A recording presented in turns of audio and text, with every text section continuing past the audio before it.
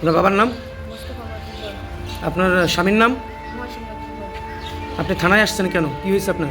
আমার স্বামী নেশা করে আর মালা ধরে। এটা কতদিন ধরে? এই 9 বছর বিয়ে হয়েছে, 9 বছর ধরে। আপনার ছেলে মেয়ে আছে? 2 ছেলে। মানে আমার স্বামী প্রতিদিন নেশা করে, আমার শরীর শাশুড়ি বিক্রি করে খায়, কিন্তু ওই যে ওরা কাজের তো আসলেই টাকা চায়, তাই ওরা টাকা দেবার না চাইলে তখন ওই যে গদ্রের ভাঙে, আর বাপ মারেও মারে, আর আমি যদি কিছু কই আমারেও মারে, আর সালনেরও অনেক প্রচুর মারে। মানে ওর নেশা না খাওয়া চাইলে মাথার ঠিক থাকে না, এই জন্য তুই মারামারি করে। তো এই নিয়ে কি আপনারা থানায় অভিযোগ করছেন? এই নিয়ে যখন আমার প্রথম প্রথম বিয়ে এলো তখন 6 মাস হয়েছে, তখন মনে হয় একবার মারছে অনেক, পরে তখন আমার বাবা বাইসে ছিল, তখন আমার বাবা থানায় এসে অভিযোগ করছিল, আর তখন ওরা আবার মাইমা তুকে নিয়ে এসে ওই অভিযোগ উঠে নিয়েছিল যে দেখো এইবার ভালো হয়ে যাবে।